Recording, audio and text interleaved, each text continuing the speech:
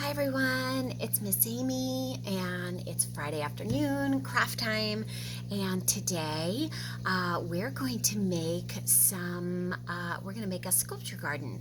I was inspired by Alexander Calder, the artist, who is most famous for his humongous, really unique sculptures and for his mobiles. You can look him up online. He is really crazy good, and a lot of what we're going to do today really kind of looks like some of his sculptures. And I wanted to share a couple books, so you can look up Alexander Calder, artist. We have The Calder Game. This is by Blue Balliet. This is a great read aloud for elementary school or for middle school read, just a middle school fiction. It's the third book in the series, so you want to start at the beginning, which is Chasing Vermeer, and then the right three, and then this one, and then there's a fourth one. But this one is centered around Alexander Calder and the Calder sculptures, and each of these books in this series all deal with different artists and the mystery and the math and puzzles and all sorts of great things. So fantastic read aloud, but definitely have to start with the first one. So we have it at the library. The last thing that we have is we have a DVD on making mobiles. So you could borrow that from the library, or you could look up all kinds of ideas. I got this idea from a lady named Leslie on Pink Stripy Socks, her website, and I loved it, so I wanted to make sure that I gave her credit for this wonderful idea that she shared, and she shares all kinds of cool, fun activities for kids. So you need some cardstocky type paper, craft paper, that kind of stuff. And you want to cut it in a square or a rectangle, and you're going to fold it in half. And what I'm going to do is, here's one that is done, and you can see that it is really super cool. If you don't have cardstock, you can do it with regular, like, photocopy paper. That's what this is. It's just a lot flimsier, but it still stands. So I'm going to do a couple of different ones so that you can see. This one, so I'm going to do just a really simple one. So I'm just going to cut across like this. So I'm just doing simple. And then I'm going to go up and around, and I don't go all the way to the edge, because if you go all the way to the edge, then you have nothing in the center to hold it together. So that's important. But doing straight lines, measuring, you don't have to do any of that. You just have to put it together. Okay, so you can see that I have cut all kinds. And then what I'm going to do is I'm going to open it up so you can see it open. And then I'm going to start pulling some of the, and folding some of these things back and forth so that they are at different angles, and they kind of zigzag back and forth. Some are on the front, some are on the back, and then you can see, how it works together.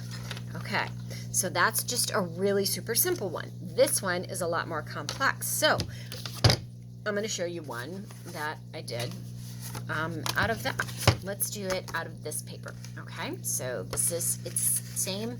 This is shorter, skinnier. I don't have as much to work with, and that's okay. I'm going to fold it in half, make it super stiff, and this one I'm going to make kind of wiggly like that. Okay, like that. Okay, so there's the first. That's how the top is going to be.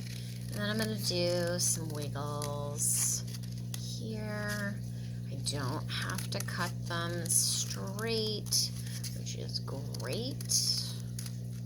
Like that.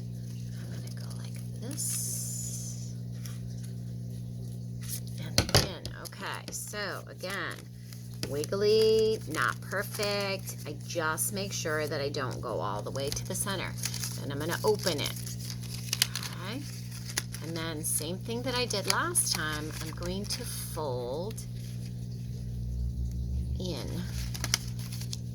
And I'm going to kind of zigzag back and forth and fold my pieces so that it will stand up and it gives it dimension. And Alexander Calder's sculptures are like this. And some of them, he has sculptures all over the world. And they are so big that you can walk under them. They're in cities. They're at museums. All sorts of cool things. So this one almost looks like a bug to me. Anyways. This one is super cool. You can see, and then when I put it down, it stands up. So I just love this, and I want you guys to give this a try.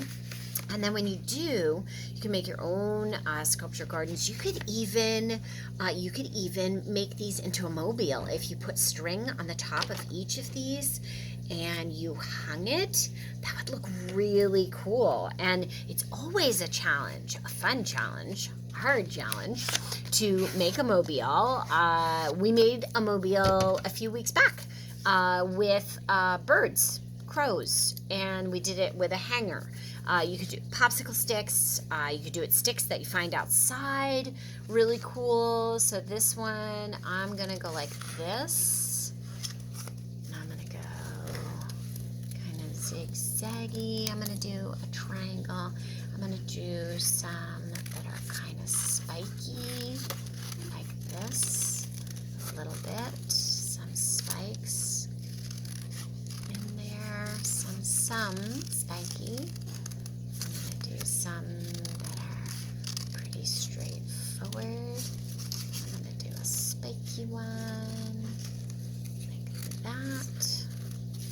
Okay, and then go like this.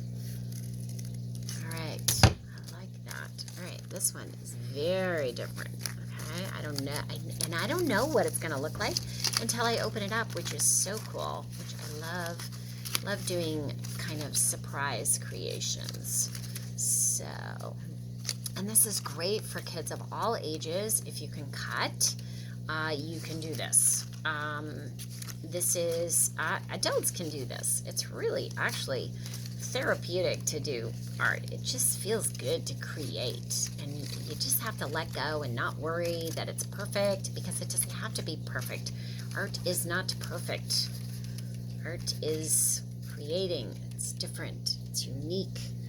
Right. So there you have it. A whole garden of sculptures.